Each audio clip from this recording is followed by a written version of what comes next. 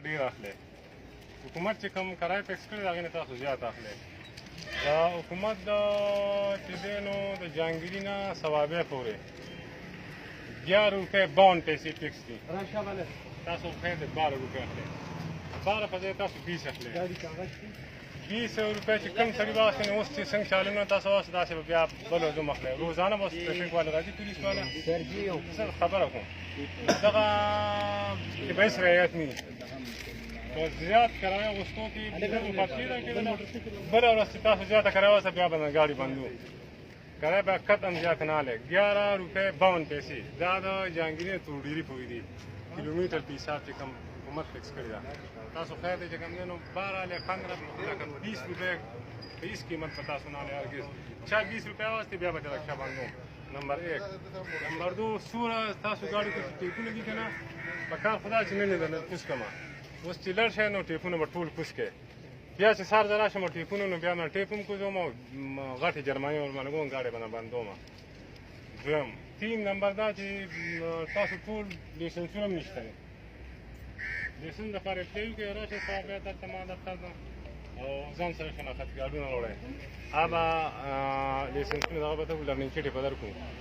د دې به 3-4 ورځې ټیم وي 4 ورځې پس که تاسو سره لرنینګ چټ نو هلته دفتر ته نه وی راغلي او تاسو لیسنس تپوس مو وکړو لیسنس اپلای هم نه وکړي بیا به هم په هغه صورت کې ګاډي بندېږي کوم چې واړه دي لکه مطلب شناختي کارت نه هغه به هرګز رکشه نه چلوئ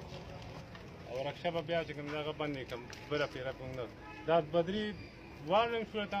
ټیپ ریکارډ بله پیره چې ټیپ ریکارډونه په مرجع سره درکوي بس کور کې کېږي ټیپ ریکارډونه مني بیا که وو نو ټیپ به نه هم ضبطېږي سرکاري کېږي به جرمانه کېږي به هم او ګاډۍ به نه هم بند وي زیات کرایه دا کې خو به بالکل ګنجایش صفر رعایت بني کوم سړي واخېستا نو بس هغه به بیا هغه ګاډۍ به بند وي او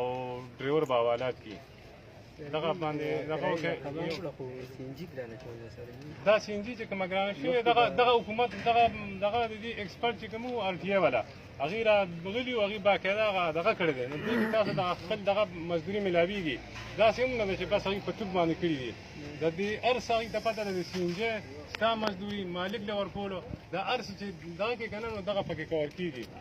چې په ایمانداره سره تاسو دغه کوئ تاسو خو اکثر یو سړی کېنوئ بس غر په مخه باندې والی ته ګاډۍ ډکوه ښه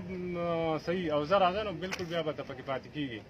بې نمبري مه کوئ اوور سپیډ مه کوئ ډرایوینګ لایسنس نه بغیر به ګاډۍ نه چلوئ زیات کرایه به نه اخلئ ټیپونه به لرې کړئ بس شارټ کټ خبرې ده د دې نه علاوه بله پیره مونږ راشو نو بیا به داسې نه اوس چې مې څنګه پرچې درکړې مطلب 200 بیا به هیوي جرمانۍ ټیپ به نه ضبطېږي او حوالات کې افراطي بس دغه خبرو باندې عمل وکړئ انشاءالله نور به سره لیسنس کې به سرګزاره وکړو راشه هلته کې دفتر ته ماله ځان سره لرنینګ سیټ یې راوړی دا دغه شناختي کارډونه ستاري بس هغې باندې به زه ته لیسنس جوړ کړم 10-15 ورځې کې به ته لیسنس میلاو شي بیا که بل نوښار ته فرض کړو ځای لیسنس تپوس وکړي د سره به ټیک شوله ورلوډ خو منې دی که نه بچې چې کوم څیزونه لکه حکومت منې کړي دا خو به نه